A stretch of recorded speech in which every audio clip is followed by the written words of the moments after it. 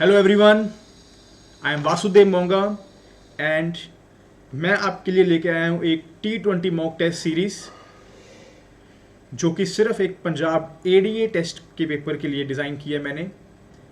ये सीरीज़ आपकी 5 नवंबर तक चलेगी और 6 को आपका एग्ज़ाम है एंड आई होप कि आप लोगों को इस सीरीज़ से बहुत फ़ायदा मिलेगा। And without wasting any time, I'm going to start with the series. And today we are going to start with evidence law. Regularly आपको मैं एक एक सब्जेक्ट से क्वेश्चंस लेकर आऊँगा। हर सीरीज में 20 क्वेश्चंस होंगे। सारे के सारे क्वेश्चंस बहुत इंपॉर्टेंट क्वेश्चंस होंगे और मैं आपको ये कॉन्फिडेंटली बोल सकता हूँ कि आपको इस सीरीज में से ही क्वेश्चंस एग्जाम में देखने को मिल जाएंगे। So without wasting any time, we are going to start. Our question number 1 is, which is not the main principle that underlines law of evidence? इनमें से ऐसा कौन सा प्रिंसिपल है जो लॉ ऑफ एविडेंस का मेन प्रिंसिपल नहीं है? Evidence must be confined to the matters in issue. Right option, evidence हमेशा मैटर्स इन इशूज पे ही कन्फाइंड होता है। Hearsay evidence must not be admitted. Hearsay evidence को admit करते हैं या नहीं करते? नहीं करते। So it is also a right option. Hearsay evidence must be admitted. So option C is wrong option in this case and the option D, the best evidence must be given in all cases. बिल्कुल जी, the best rule of evidence is to give the best evidence in all the cases. So the right answer is C, that hearsay evidence must be admitted, which is not the principle of the evidence. Question number 2, a statement made on an affidavit. कोई एक ऐसी statement जो affidavit पे दी जाती है उसको हम क्या बोलते हैं? क्या वो एक एविडेंस है? नहीं। Section 5 of the Indian Evidence Act clearly says that any statement made on an affidavit is not an evidence. Is not an evidence. But क्या कोर्ट कभी खुद चल के बोल सकता है कि मुझे एविडेंस दो एफिडेविट के ऊपर? नॉर्मल रूल ये है कि एफिडेविट जो है वो एविडेंस नहीं है। बट क्या कोर्ट खुद चल के ऑर्डर कर सकता है कि मुझे एविडेंस दो एक एफिडेविट के ऊपर? Yes. Under which rule of which section? Order 19 CPC. When you read order 19 CPC, you will see that the court have power. Any court have the power to call for an evidence on affidavit. So the answer is D. Both B and C.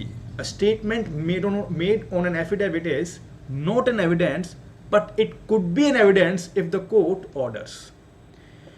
Question number 3.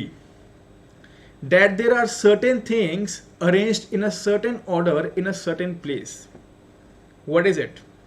अगर कुछ certain things, जैसे मेरे पास अभी ये कुछ toffees हैं यहाँ पर, अगर ये एक टेबल पे इसी तरह से पड़ी हो कि कोई भी इसका पैटर्न हो, certain things arranged in a certain place, तो उस चीज़ को हम क्या बोलेंगे? What is it? Is it a motive? No. Is it an opinion? No. Is it a document? No. Then what is it? It is a fact. It is a fact that certain things arranged in a certain order in a certain place, कि वो उसी तरह से उसी जगह पे एक pattern पे रहती हैं, वो क्या है? Fact, which can be physically perceived by the senses. You can physically see it. That is why it is fact. Question number 4. A is accused of B's murder. Which of the following will be a relevant fact? The question here is कि जब A एक accused है B के murder के लिए, तो ये जो हमारे पास ऑप्शंस है इसमें से रेलिवेंट फैक्ट क्या है? A is going to the field with the gun. A के पास एक गन है और वो फील्ड की तरफ जा रहा है। क्या ये रेलिवेंट फैक्ट है? Yes. How? Preparation. Which is relevant under which section? Section 8 of the Indian Evidence Act. A saying shortly before the incident that he will take revenge on his father's death. Incident से पहले, date is B के murder से कुछ time पहले A ये बोल रहा है कि वो अपने फादर की डेथ का रिवेंज लेगा। what does it show? It shows the motive, and motive is again relevant under which section? Section 8. A is fleeing before the police arrived at village. जैसे ही जब पुलिस को विलेज में आना था investigation करने के लिए, ए वहां से भाग गया. क्या ये फैक्ट रेलिवेंट है? एंड अगर है तो कहां है? Again it is conduct. But when you read section 8, वो क्या बोलते हैं? The conduct of the party is relevant if it influences any proceedings of the court. Any proceedings in the case. और यहां पे कौन सी प्रोसीडिंग्स को इन्फ्लुएंस किया जा रहा है? बताओ. अगर पुलिस विलेज में आ रही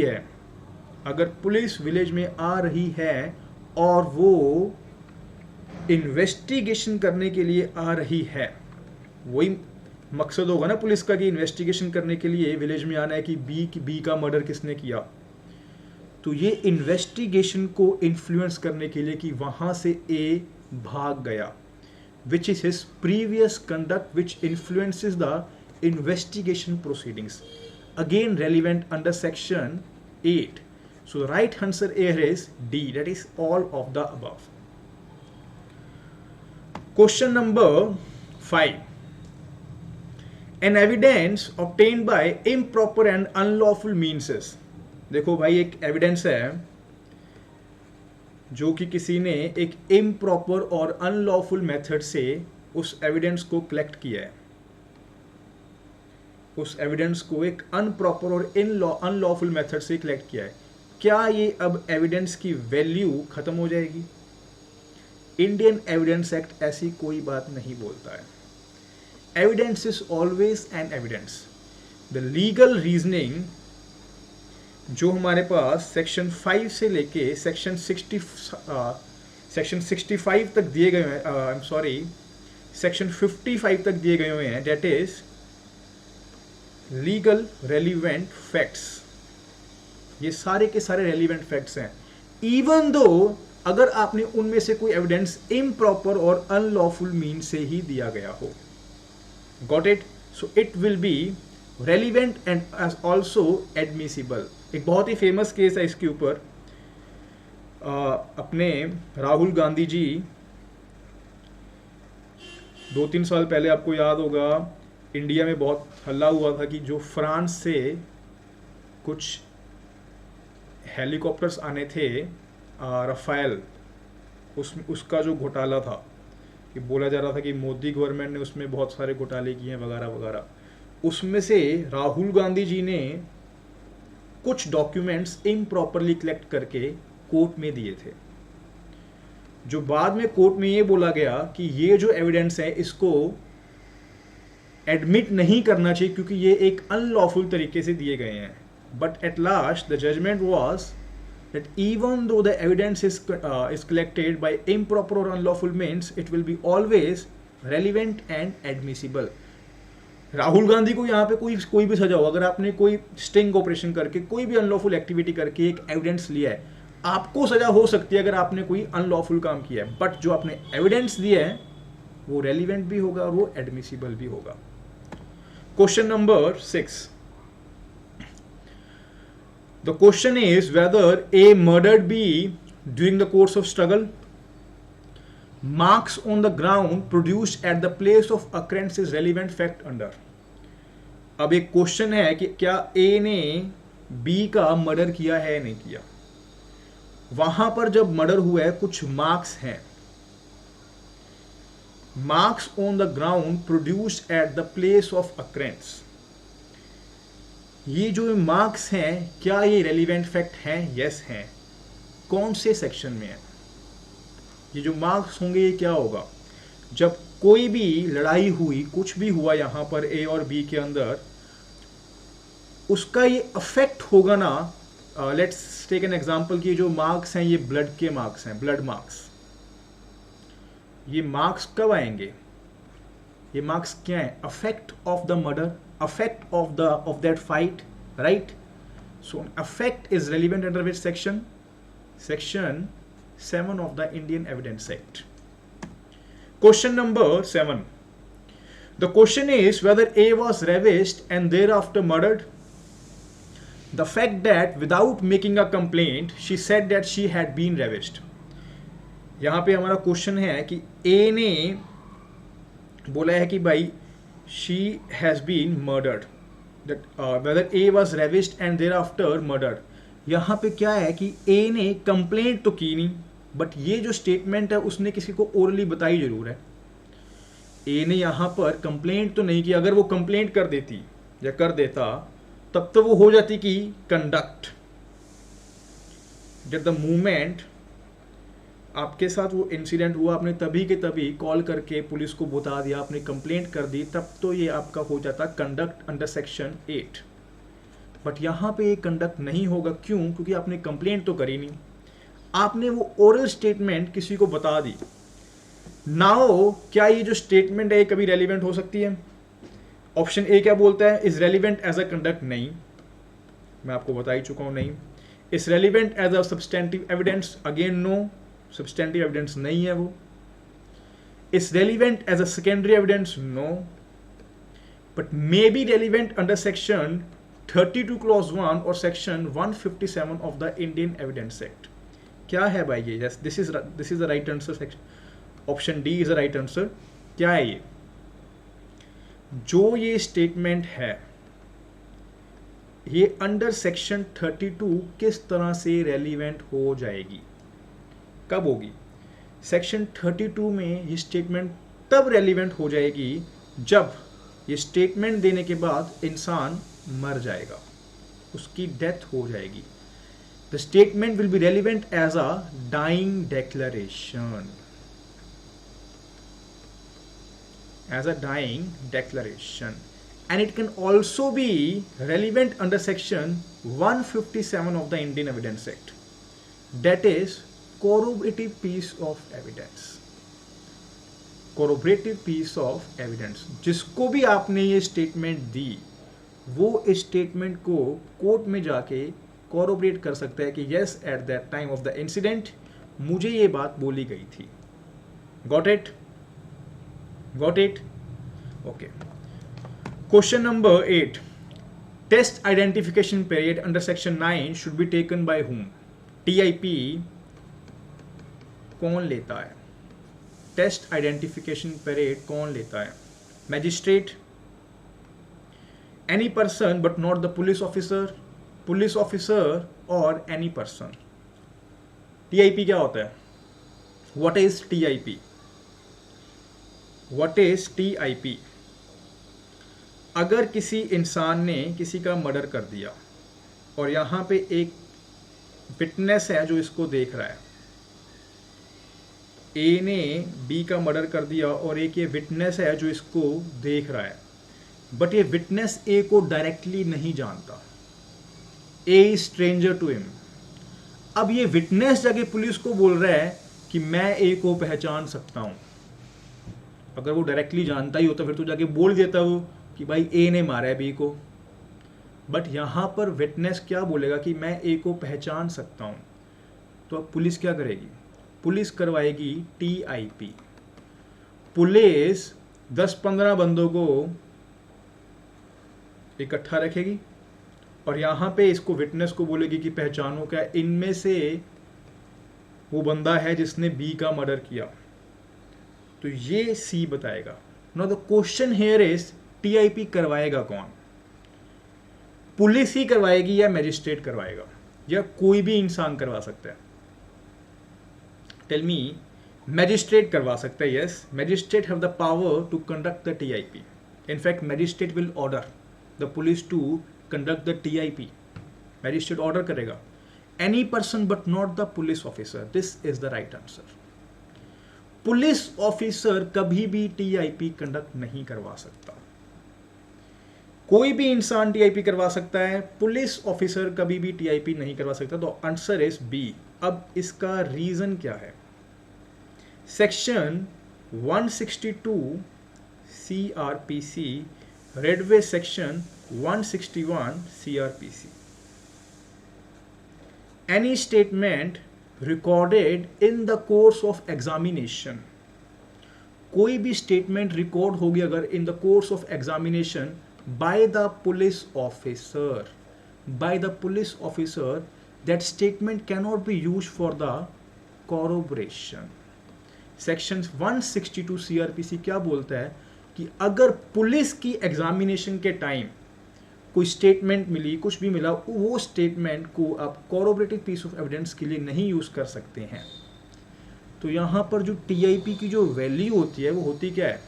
वो होती तो सिर्फ कॉरोबरेटिव पीस ऑफ एविडेंस है कि भाई आज इस बंदे ने इसको पहचान लिया और बाद में जब ट्रायल चलेगा तो बंदा फिर से वहाँ जाएगा, कोर्ट को बताएगा कि हाँ जी मैंने इस इंसान को पहचाना था, इसी ने बी का मर्डर किया था। तो जो ये टीआईपी तब करवाया था वो क्या हुआ?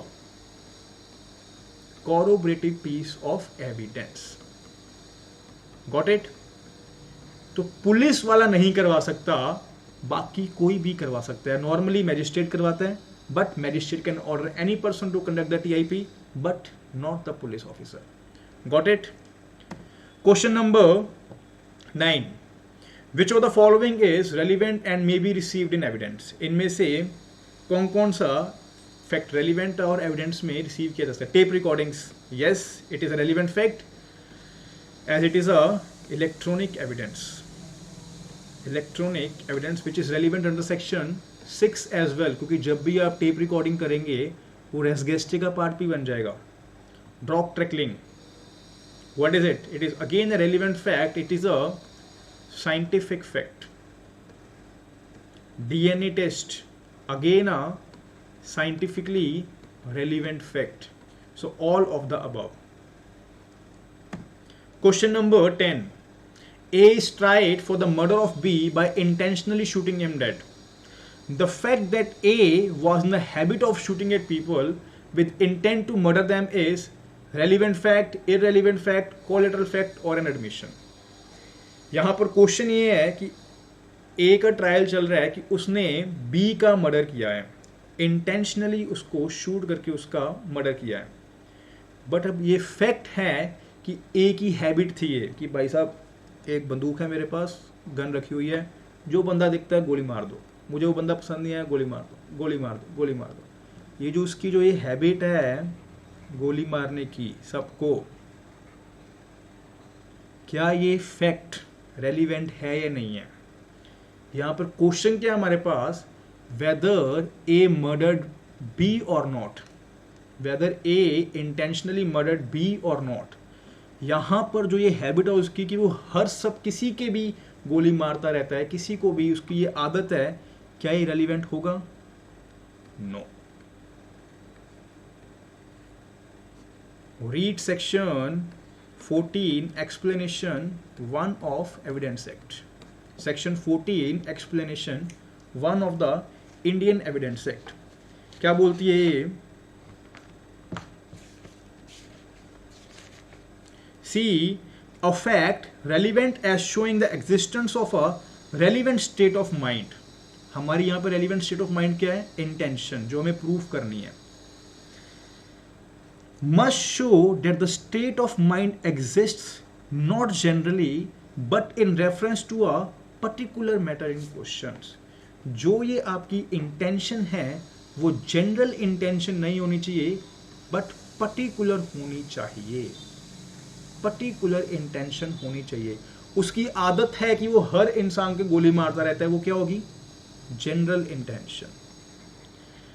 अगर इन सेम केस अगर ये पहले प्रूफ कर दिया जाए कि उसने पहले भी बी को 2-3 बार गोली मारने की कोशिश करी है, that he wanted to murder B but पहले गोली नहीं लगी, in that case that fact will be relevant because वहां पर क्या हो जाएगी? Particularly against the B, the intention is against particularly against B. But in this case that the habit of shooting anyone, जिसको भी मन किया ठोक दो, that is not relevant. So right answer is B, irrelevant fact. Question number 11. The question is whether a horse sold by A to B is sound or not. A says to B, go and ask C. C knows all about it. यहाँ पे क्या है भाई? A ने B को horse बेच दिया। अब B उससे पूछेगा ना कि भाई जो आपका ये horse है वो sound है भी या नहीं है। ए बोल रहा है कि जाकर सी से पूछ लो, उसको सब कुछ पता है। तो यहां पर जो भी सी बोलेगा वो क्या होगा, वो क्या होगा? It is an admission, it is an admission. और आपके लिए एक क्वेश्चन है, आप मुझे ये बताओगे कि एडमिशन जो है कौन से सेक्शन में है, under which section it is an admission. Comment box में आप लोग मुझे आंसर करें। Question number 12, section 23 is not applicable to which of the following cases. Section 23 is not applicable to which of the following cases? Civil cases, criminal cases, certain instances under section 126 of the Indian Evidence Act, or D, both B and C. Section 23 क्या बोलता है Indian evidence act का? Like we सी, जैसे आजकल trend भी है कि भाई साहब कोर्ट भी बोलता है कि पहले मैटर को मेडिएशन के लिए भेज दिया जाए या आर्बिट्रेशन के लिए भेज दिया जाए।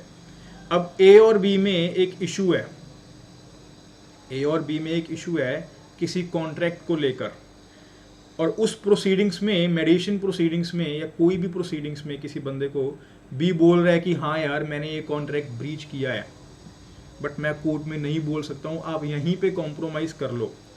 ये जो स्टेटमेंट उसने बोली है, क्या ये स्टेटमेंट आप कोर्ट में जाके प्रूव कर सकते हो?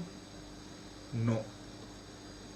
क्योंकि अगर ये स्टेटमेंट्स कोर्ट में जाकर प्रूफ करने को अलाउ कर दिया गया तो ये जो प्रोसीडिंग्स हैं अपनी डिस्प्यूट रेजोल्यूशंस की, इजी डिस्प्यूट रेजोल्यूशन की, इनका क्या फ़ायदा रह जाएगा? अगर मेडिएशन सेटल नहीं हुआ तो फिर तो जाके ये बोल देगा कि इसने माना था भाई, उसको स्टेटमेंट को मानो, वो एडमिशन है, उसको रेलिवेंट करो। नहीं, बट ये सिर्फ सिविल केसेस में ही एप्लीकेबल होता है, क्रिमिनल केसेस में नहीं होता। It is not applicable to criminal cases as well as to the instances under section 126 of the Indian Evidence Act. So right answer is D, that is both B and C. Admissions are what? Option A, conclusive proof, may operate as estoppels, always irrelevant, none of the above. Tell me, admissions may operate as estoppels. Right answer is B. And आपका question ये है कि you have to tell me that admissions are that they may operate as estoppels under which section of the Indian Evidence Act. Comment box में आप लोग मुझे इसका answer दें। Question number 14. A confession made to a police officer is relevant under section 25. Such a confession, सबने सुना होगा कि कोई भी जो हम कन्फेशन जाके पुलिस ऑफिसर को देते हैं वो रेलिवेंट नहीं होता, ये सब ने सुना होगा। बट जो वो कन्फेशन है, it must relate to the same crime for which a person is charge, और it may relate to another crime, और it may relate to same crime और अनदर क्राइम, और none of the above. Tell me, मैं आपको example देता हूं यहां पर। सी, ए के ऊपर चार्ज लग गया मर्डर का, ए के ऊपर एक चार्ज लग चुका है मर्डर का, that is section 302 IPC, right. अब क्या हुआ, जब पुलिस के पास ए गया, ए ने वहां पर बोल दिया मैंने मर्डर तो नहीं किया, बट मैं उनके घर पे चोरी करने गया था, और वहां जाके मैंने देखा कि बी तो ऑलरेडी मरा हुआ है। ए ने बोला कि मैं बी के घर में गया था चोरी करने, बट वहां जाके मैंने देखा कि भाई बी तो ऑलरेडी मरा हुआ है। यहां पे चार्ज क्या लगा हुआ था? मर्डर का। कन्फेशन उसने किस किस किस चीज के लिए दे दिया? थेफ्ट के लिए। तो क्या जो एक कन्फेशन पुलिस ऑफिसर को दिया है वो इररेलेवेंट होगा अंडर सेक्शन 25 में या नहीं? बताओ। यस, ये अभी भी इररेलेवेंट ही होगा। Any confession given to the police officer is irrelevant. ये क्वेश्चन समझ लो दोबारा। चार्ज आपके ऊपर कोई भी लगाओ, मर्डर का लगाओ, थेफ्ट का लगाओ, आपने जो भी जाके पुलिस में बोल दिया वो सब चीजें आपकी, जो कन्फेशन आप जो पुलिस को दोगे वो इररेलेवेंट हो जाएगा। So it may relate to the same crime और another crime. Got it? Right answer is C. Question number 15, which is not necessary for the confession of a co-accused. को accused के confession के लिए क्या necessary नहीं है? पहले तो मुझे ये बताओ कि क्या को एक्यूज्ड का जो कन्फेशन होता है वो एविडेंस होता है या नहीं होता? होता है। Under section 13 of the Indian evidence act ये एक एविडेंस होता है, बट इसकी जो वैल्यू होती है वो बहुत ही फीबल होती है, बहुत ही वीक होती है। बट टेल मी कब होगा ये? उसकी कुछ कंडीशंस हैं। All accused should be tried jointly. Option A, क्या उस केस में जो भी एक्यूज हैं ए और बी ने जाके कन्फेशन दे दिया कि यस भाई मैंने और ए ने ये मर्डर किया है।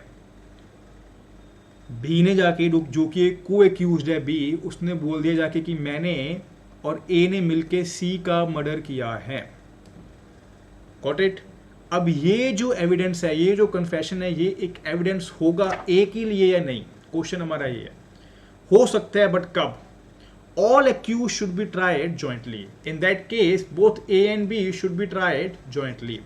Right. Trial should be for the same offense or offenses. जो A और B का जो ट्रायल होगा भी जॉइंट और होगा भी सेम ऑफेंस के लिए कि दोनों ने मिलके मर्डर किया है।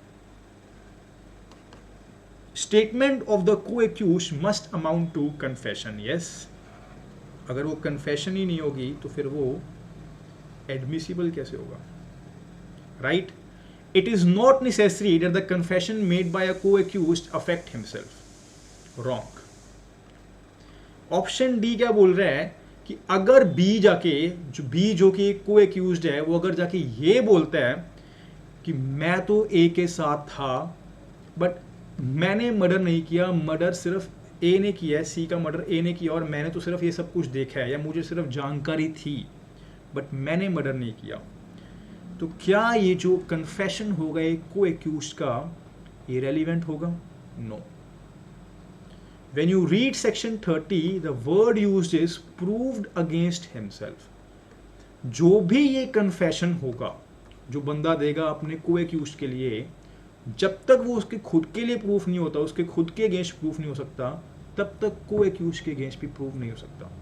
सो which is not necessary for the confession of a co-accused, that it shall not affect himself, it shall always affect himself, only then it can affect the co-accused. Got it? Question number 16. The question is whether a given road is a public way. A statement made by Z, a deceased headman of the village, that the road was public is a relevant fact under which of the following sections. एक road है, एक issue चल रहा है कि भाई ये road जो है ये पब्लिक रोड है, ये एक प्राइवेट रोड है, पब्लिक रोड है या प्राइवेट रोड है।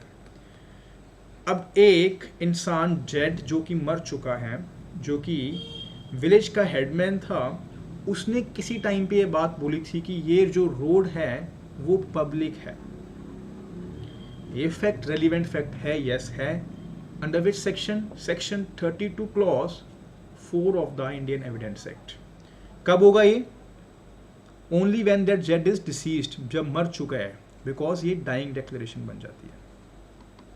Section 32। In which of the following cases the opinion of experts is not relevant? Question number 17. In which of the following cases the opinion of experts is not relevant? A point of foreign law. पहले तो आपके लिए question है, आप लोग मुझे comment box में ये बताएं कि एक्सपर्ट ओपिनियन कौन से सेक्शन में रेलिवेंट होता है। So options are a point of foreign law, क्या वहां पर एक्सपर्ट का ओपिनियन रेलिवेंट होता है? यस होता है।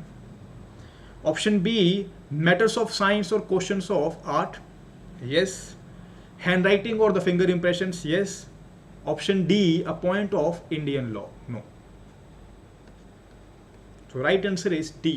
In which of the following cases the opinion of experts is not relevant? Indian law, a point of Indian law. अगर हमें एक्सपर्ट की ही जरूरत है भाई साहब इंडियन लॉ को प्रूव करने के लिए कि भाई इंडियन लॉ ऐसा है, तो जज साहब क्या कर रहे हैं?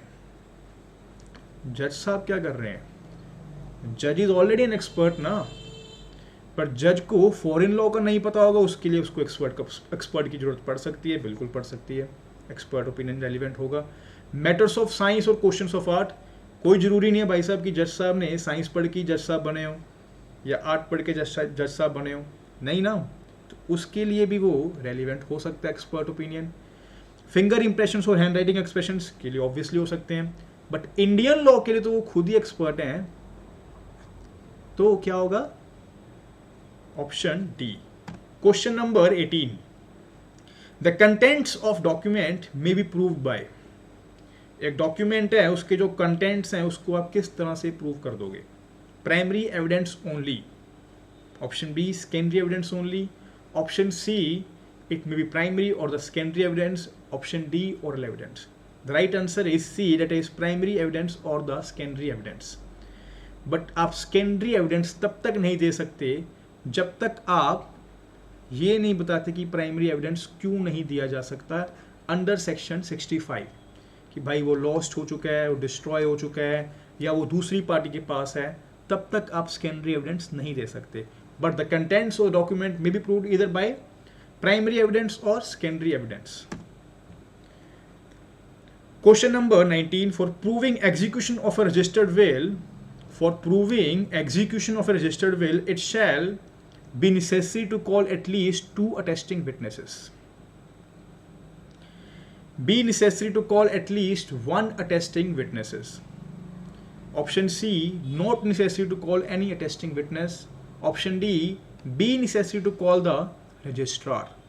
The right answer is here is option B.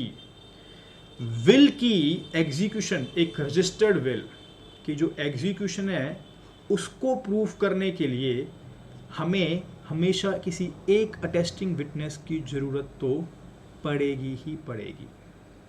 Got it? Section में कौन सा, कमेंट बॉक्स में आप लोगों को मुझे ये भी बताना है। आपका नेक्स्ट क्वेश्चन है कि ये जो क्वेश्चन है ये कौन से सेक्शन में से पूछा गया है। That for proving the execution of registered will there is a need to call at least 1 attesting witness, ये कौन से सेक्शन में बताया गया हुआ है। Question number 20, A is charge with travelling on a railway without a ticket, the burden of proving that A had a ticket is on. A के ऊपर एक चार्ज लग गया है कि भाई साहब आप रेलवे पे ट्रेवल कर रहे हो विदाउट टिकट। यहां पर ए बोल रहा है कि भाई मेरे पास टिकट थी, मेरे पास टिकट थी, मेरे पास टिकट थी। इसका बर्डन किसके पास होगा, इसका बर्डन किसके पास होगा?